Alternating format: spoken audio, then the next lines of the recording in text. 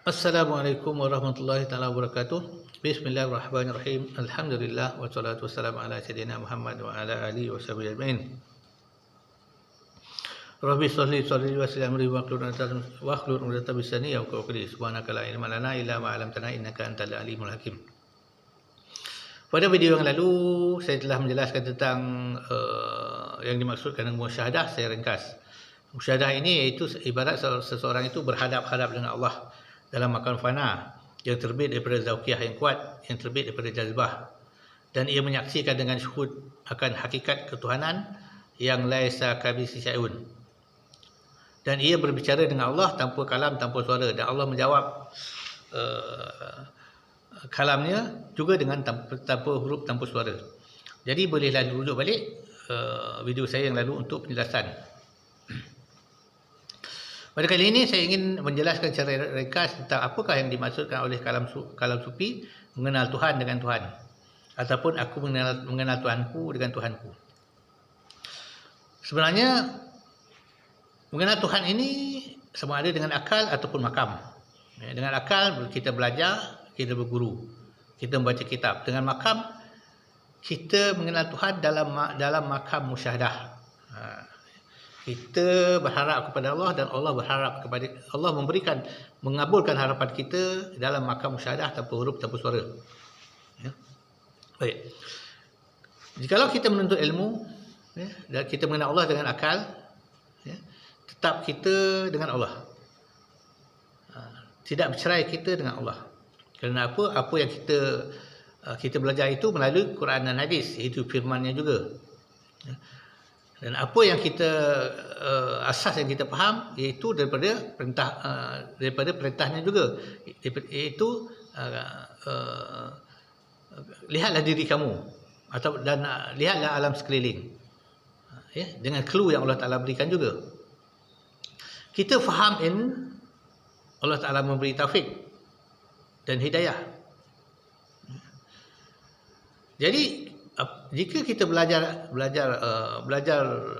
sifat 20 atau belajar tauhid, tetap dengan Allah Taala juga, dengan izinnya. Kerana apa? Tidak bergerak satu zarah itu melainkan dengan izin Allah. Dan apa yang dimaksudkan oleh kalam sufi iaitu mengenal Tuhan dengan Tuhan itu, iaitu kita berada di dalam makam fana, dalam makam musyahadah dengan Allah. Pada makam ini kita lupa kepada yang lain, kita hanya ingat kepada Allah Ta'ala semata-mata. Ingat kepada zat Allah Ta'ala semata-mata. Pada ketika inilah kita bermusyahadah dengan Allah. Tanpa huruf, tanpa suara. Kita memohon harapan kepada Allah. Ya. Kita memohon akan makrifat kepada Allah. Sebab ada makrifat zat ataupun sifat ataupun af'al. Bergantung kepada kedudukan kita dalam makam fana tersebut. Di makam ini kita lupa kepada yang lain, hanya kita ingat kepada Allah. Kita bermunajat kepada Allah tanpa huruf, tanpa suara. Dengan arti kata kita berharap kepada Allah, kita mengharap kepada zat Allah Ta'ala. Kita mengharap kepada ma'rifatullah yang sebenar-benar ma'rifat. Kita bermohon kepada Allah akan makam tauhid tanpa huruf, tanpa suara.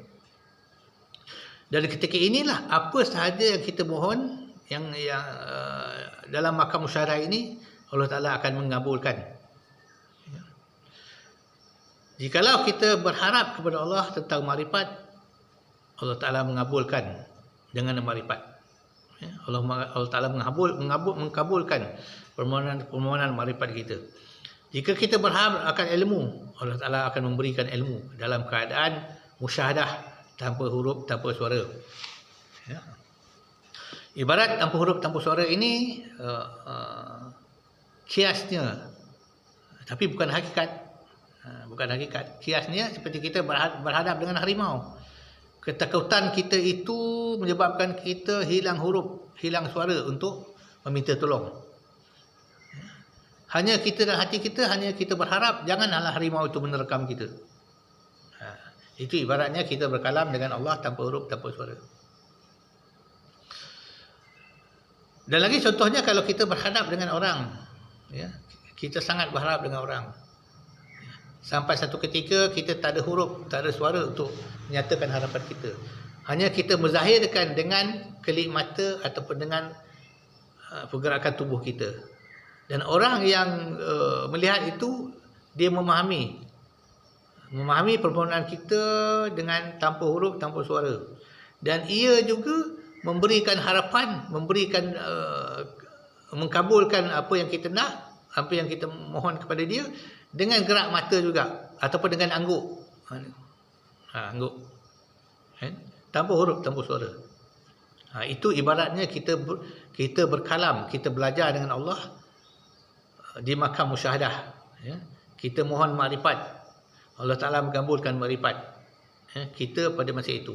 Bahkan kita bermakrifat secara automatik. Secara automatik.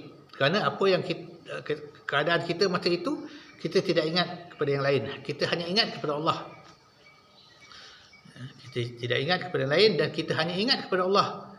Di situlah kita bermakrifat bahawa hanya Allah semata-mata yang ada, yang wujud di dalam alam ini. Yang wujud. Hanya Allah semata-mata yang wujud. Tiada yang lain. Di sinilah yang dikatakan terbit wahdatul wujud. Hakikat wahdatul wujud. Jadi hari ini nak difaham. Nak difaham bahawa mengenal Allah dengan Allah Ta'ala itu termasuk juga kita belajar ilmu, belajar tauhid, kita berguru, kita baca kitab. Semuanya dengan izin Allah, tetap dengan Allah Ta'ala juga. Kefahaman diberikan oleh Allah Ta'ala, tetap dengan Allah Ta'ala juga. Dan apabila kita meningkat masuk ke makam musyahadah, di sinilah hakikat yang dikatakan sebenar-benarnya mengenal Allah dengan Allah. Dalam keadaan kita merasakan keberadaan Allah Ta'ala itu. Perkara ini sangat sulit untuk kita jelaskan, kerana ini adalah makam hakikat yang dijalani oleh ahli sufi. Kita hanya boleh memberi kias dari pengalaman yang kita alami, insya-Allah. Jadi hendaklah difaham baik-baik supaya kita tidak tercebur dalam i'tikad zindik. Yang mengatakan Allah Ta'ala mengajar kita ini tidak ada kuasa apapun, kita ibarat puppet. Ini i'tikad zindik yang tercebur dalam termasuk dalam i'tikad Jabariyah yang sesat lagi menyesatkan. Baik, sekian dulu. Billahi taufiq wal hidayah. Assalamualaikum warahmatullahi wabarakatuh.